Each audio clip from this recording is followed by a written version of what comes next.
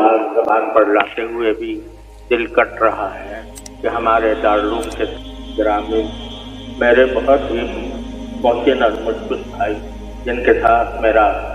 75 سال کا ساتھ رہا ہے، آج وہ اللہ تبارک و تعالیٰ نے ان کے وقت موعود پر انہیں اپنے پاس بلا لیا۔ اس صدمے کے اظہار کے لیے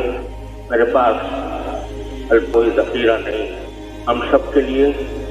یہ بہت بڑا صدمہ ہے، ایک عظیم سایہ ہمارے سر سے اٹھا ہے۔ آپ حضرات جانتے ہیں کہ تقریباً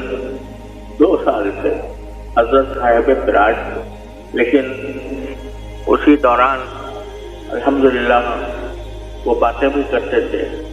اور مجموعی اعتبار سے کمزوری کے سوا کوئی بڑا مرض نہیں تھا۔ اگر بیچ میں کچھ امراض پیش آئے، ایسی حالتیں بھی ہوئیں جن میں مایوسی کے قریب پہنچ گئے،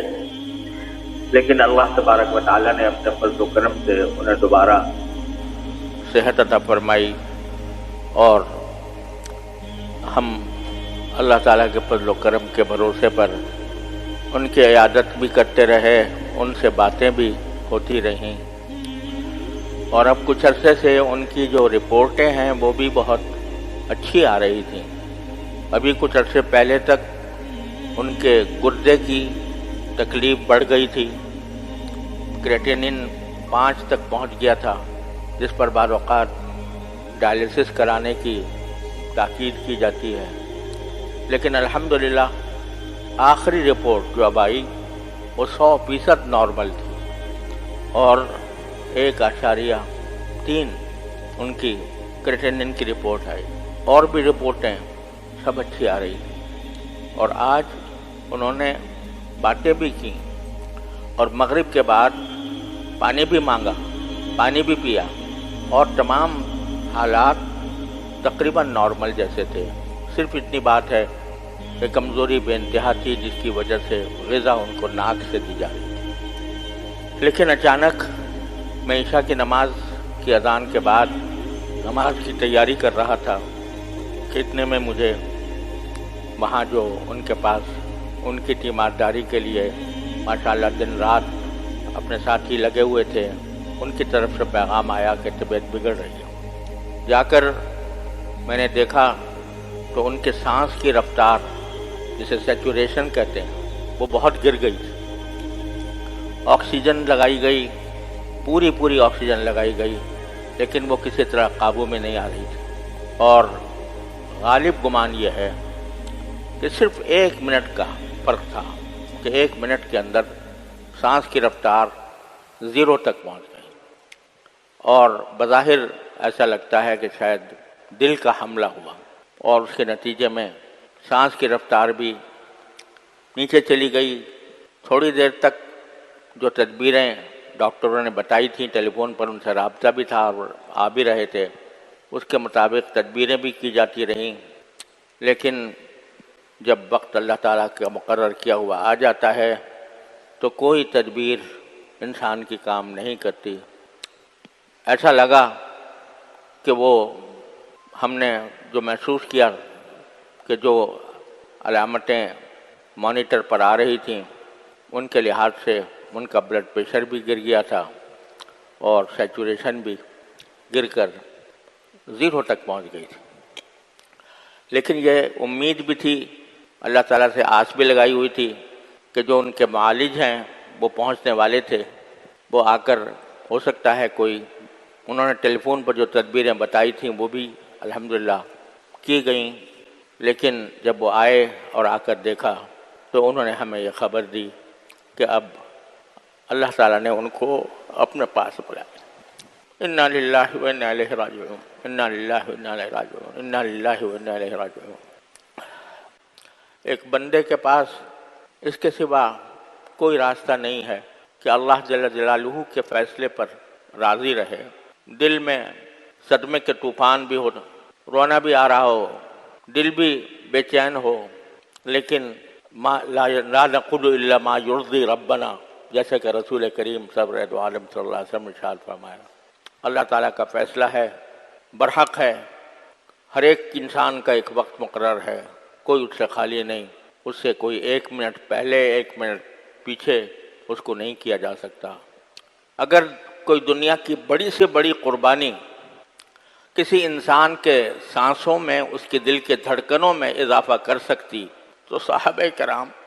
رضی اللہ تعالیٰ عنہم اجمعین رسول کریم صلی اللہ علیہ وسلم کے ایک سانس کے بدلے اپنی ہزاروں زندگیاں نچھاور کر دیتے۔ لیکن جب آپ کا وقت آ چکا تھا، اللہم الرفیق الاعلیٰ آپ نے فرمایا، تو دنیا سے رخصت ہو گئے، اور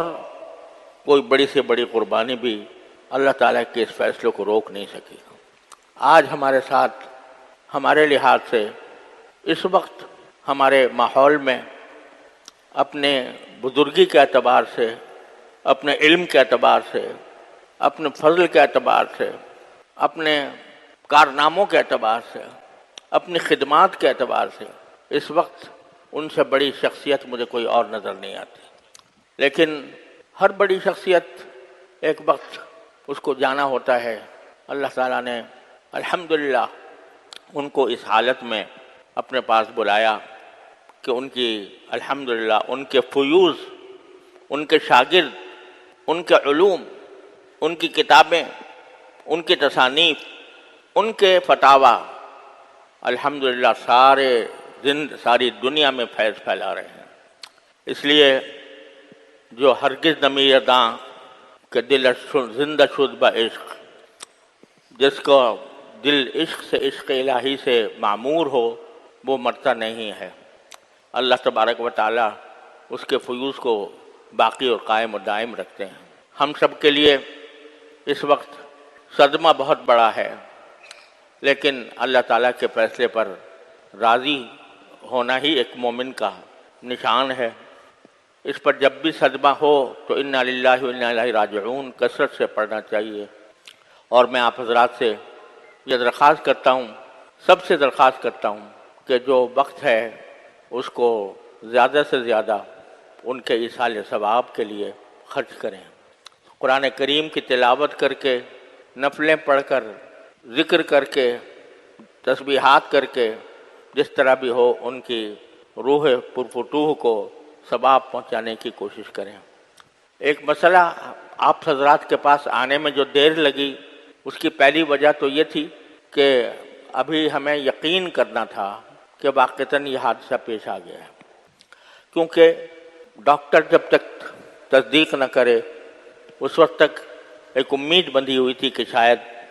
ابھی کوئی زندگی کی رمق باقی ہو۔ ڈاکٹر صاحب کے آنے میں کچھ وقت لگا، ان کو انہوں نے دیکھا، اس کے بعد کہ ضروری فوری انتظامات کرنے ضروری تھے، اس میں مصروفیت رہی، خبر ساری دنیا میں پھیل گئی اور ہر طرف سے ٹیلی فونوں کا تانتا بندھا ہوا۔ اس وجہ سے آپ تک پہنچنے اور آپ سے بات کرنے میں دیر لگی۔ ایک دوسرا مسئلہ اس وقت یہ ہے کہ نماز جنازہ اور تجہیز و تکفین کا مرحلہ درپیش ہے، لیکن یہ بھی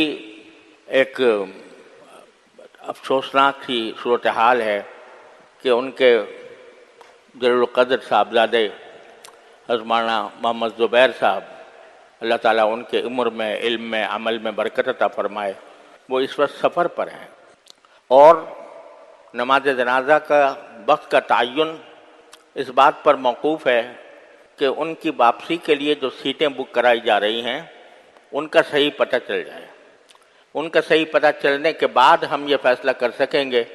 کہ نماز جنازہ کس وقت کی جائے۔ ظاہر ہے کہ حضرت رحمۃ اللہ علیہ کہ وہ ولی اقرب ہیں، اور انہی سے اجازت لے کر اور انہی کے مشورے پر ہمیں عمل کرنا ہے۔ اس لیے ابھی اس کا انتظار ہے کہ ان کی کون سی پرواز سے ان کی سیٹ ہوتی ہے۔ جب وہ صورتحال واضح ہو جائے گی تو انشاءاللہ ہم اعلان کریں گے کہ نماز جنازہ کب ہوگی، اور اس سے پہلے آج رات میں ہی امید ہے کہ انشاءاللہ